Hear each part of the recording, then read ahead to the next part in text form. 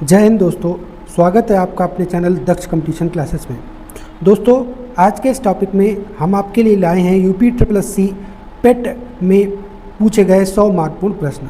ये 100 महत्वपूर्ण प्रश्न आपकी परीक्षा में बार बार पूछे जाते हैं। तो दोस्तों, इस टॉपिक को अपने दोस्तों में ज़रूर शेयर करें और हमारे चैनल को सब्सक्राइब कर लें ताकि हर जानकारी आपको पहले प्राप्त हो सके। तो सबसे पहले दोस्तों हम लोग बात करेंगे इतिहास में हमारी परीक्षा में पूछे गए प्रश्नों की। तो पहला प्रश्न पूछा गया कि भारत का नेपोलियन किसे कहा जाता है। तो दोस्तों समुद्रगुप्त को कहा जाता है। दोस्तों, चंपारण सत्याग्रह कब हुआ था? तो 1917 में हुआ था। असहयोग आंदोलन कब शुरू हुआ था? तो ये 1920 में शुरू किया गया था। इसके बाद पूछा गया जलियांवाला बाग हत्याकांड कब हुआ? तो 13 अप्रैल 1919 में ये घटना हुई थी। भारत छोड़ो आंदोलन कब शुरू हुआ था? 1942 में दोस्तों ये शुरू हुआ था। अगला प्रश्न है स्वराज्य पार्टी की स्थापना किसने की थी? तो चित्तरंजन दास और मोतीलाल नेहरू द्वारा ये की गई थी। अगला प्रश्न आया खिलाफत आंदोलन किसने चलाया था? तो ये अलवी बंधुओं ने चलाया था।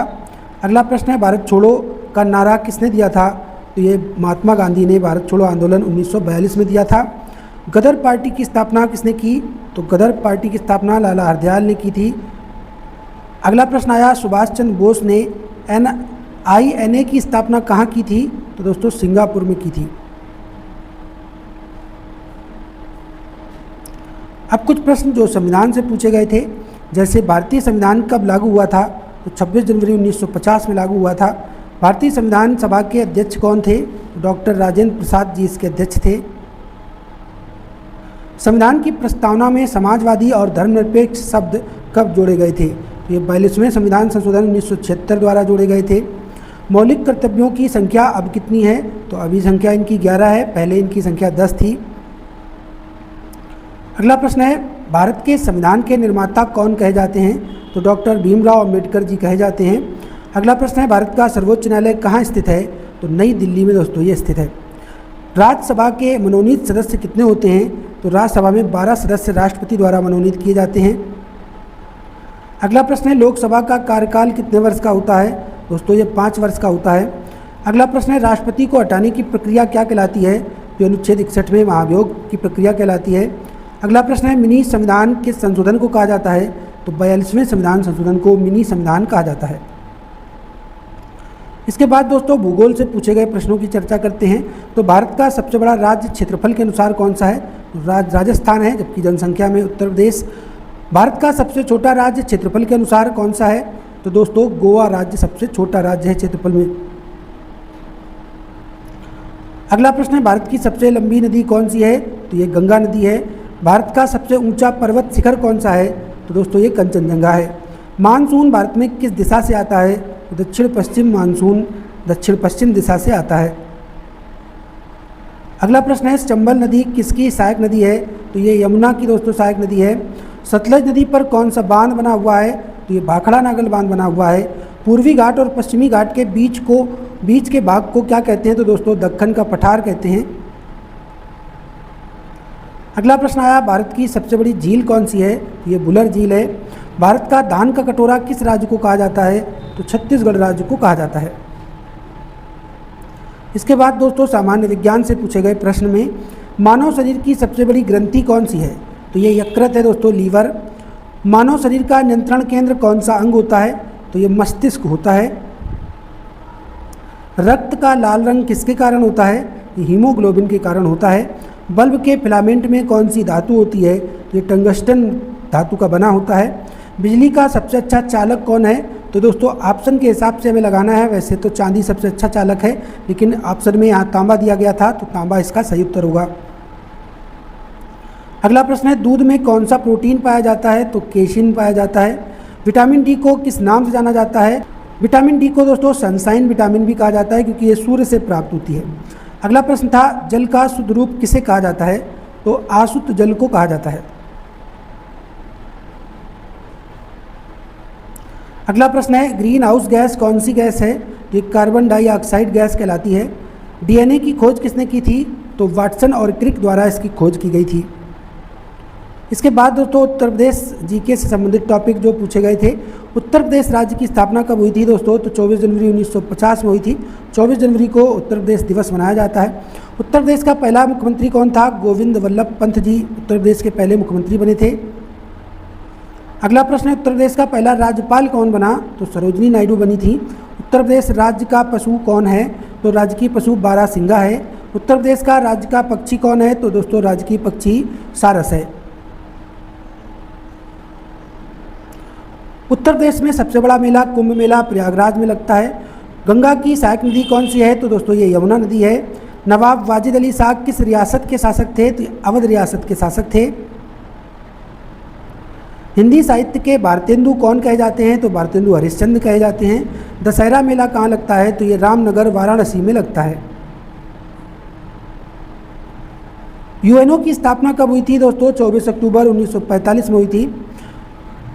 पहला परमाणु बम कब गिराया गया था? तो 6 अगस्त 1945 में हिरोशिमा में गिराया गया था। अगला प्रश्न होगा, नोबेल पुरस्कार पाने वाली पहली भारतीय महिला कौन थी? तो ये मदर टेरेसा थी। जय जवान जय किसान का नारा किसने दिया था दोस्तों? लाल बहादुर शास्त्री जी ने। भारत का पहला उपराष्ट्रपति कौन बना? डॉक्टर सर्वपल्ली राधाकृष्णन जी बने थे। अगला प्रश्न है, भारत रत्न पाने वाले पहले विदेशी नागरिक कौन थे? तो ये खान अब्दुल गफ्फार खान थे। भारतीय राष्ट्रीय कांग्रेस की स्थापना कब हुई थी दोस्तों? तो 1885 में हुई थी। भारतीय राष्ट्रीय कांग्रेस के पहले अध्यक्ष कौन थे? WC बनर्जी बने थे। महात्मा गांधी का जन्म कब हुआ था? 2 अक्टूबर 1869 में हुआ था। इंकलाब जिंदाबाद का नारा किसने दिया दोस्तों? ये भगत सिंह जी ने दिया था। सती प्रथा का अंत किस गवर्नर ने किया था? तो लॉर्ड विलियम बेंटिंग ने किया था। बंगाल विभाजन कब हुआ? 1905 में दोस्तों। पूर्ण स्वराज्य प्रस्ताव कब पारित हुआ था? तो लाहौर अधिवेशन में 1929 में पारित हुआ था। आर्य समाज की स्थापना किसने की थी? स्वामी दयानंद सरस्वती ने जी की थी। ब्रह्म समाज की स्थापना किसने की थी? तो राजा राम मोहन राय ने की थी। इलाहाबाद उच्च न्यायालय की स्थापना कब हुई थी? 1866 में। भारत का पहला IIT कहाँ खोला गया था? दोस्तों ये खड़गपुर में खोला गया था। इंटरनेट का पिता किसे कहा जाता है? तो दोस्तों विंटन सर्फ को इंटरनेट का पिता कहा जाता है। ग्रीन रेवोल्यूशन यानी हरित क्रांति के जनक कौन थे? तो ये MS स्वामीनाथन जी थे। भारतीय रिजर्व बैंक की स्थापना कब हुई थी? 1935 में हुई थी। वर्तमान में RBI का मुख्यालय मुंबई में है। योजना आयोग का गठन कब हुआ था? 1950 में हुआ था।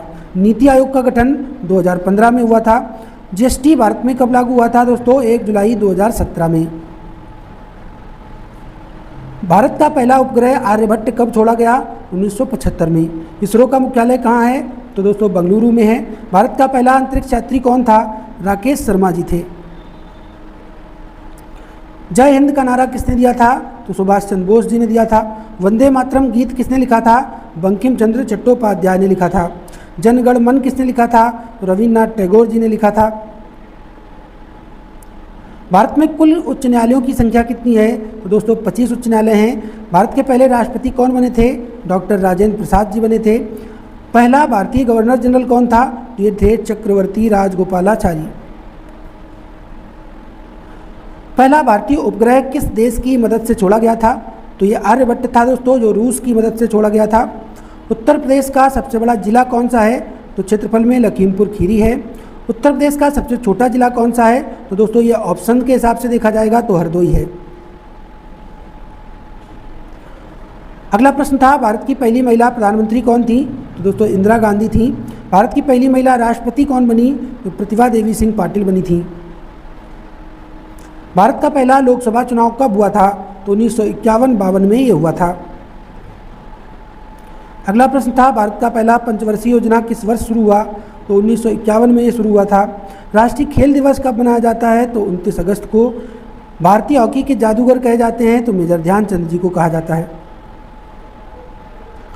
क्रिकेट विश्व कप 1983 में भारत का कप्तान कौन था? तो दोस्तों कपिल देव थे। पहला एशियाई खेल कहाँ हुआ था? नई दिल्ली में हुआ था 1951 में। भारत ने पहला ओलंपिक स्वर्ण पदक हॉकी में कब जीता था? 1928 में जीता था। भारत के राष्ट्रपति का चुनाव कौन कराता है? तो निर्वाचक मंडल के द्वारा होता है। यूपीएससी का गठन कब हुआ? तो 1926 में हुआ था। यूपीएससी का मुख्यालय कहाँ है? दोस्तों नई दिल्ली में है। भारतीय राष्ट्रीय ध्वज में कितनी पट्टियाँ होती हैं? 3 पट्टियाँ होती हैं। भारतीय राष्ट्रीय ध्वज के बीच का चक्र किस धर्म से लिया गया है? तो दोस्तों ये अशोक चक्र है और ये बौद्ध धर्म से लिया गया है। ये था दोस्तों 100 महत्वपूर्ण प्रश्नों का फास्ट रिवीजन। आपको ये अभ्यास कैसा लगा हमें कमेंट करके ज़रूर बताएं। पढ़ते रहिए, फिर मिलते हैं अगले टॉपिक में। जय हिंद, जय भारत।